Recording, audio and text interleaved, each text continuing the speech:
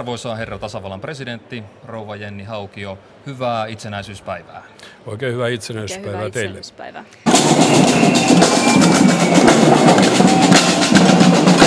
Miltä teistä tuntuu juhlia itsenäisyyttä täällä Tampereella?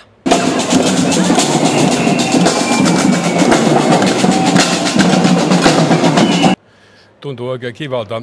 Nythän on tietysti tuollainen muodollis-tekninen syy, eli linnaremontti. Mutta sitten kun olen seurannut tässä vähän tamperelaista keskustelua ja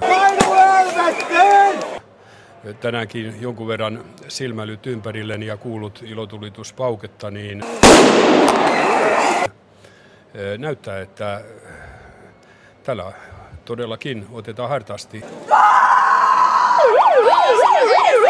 ja iloisen innokkaasti itsenäisyyspäivä vastaan.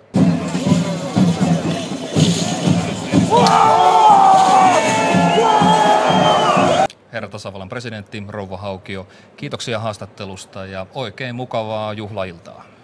Kiitoksia. Kiitokset. Samoin teille, jos velvollisuuksiltanne ennätätte.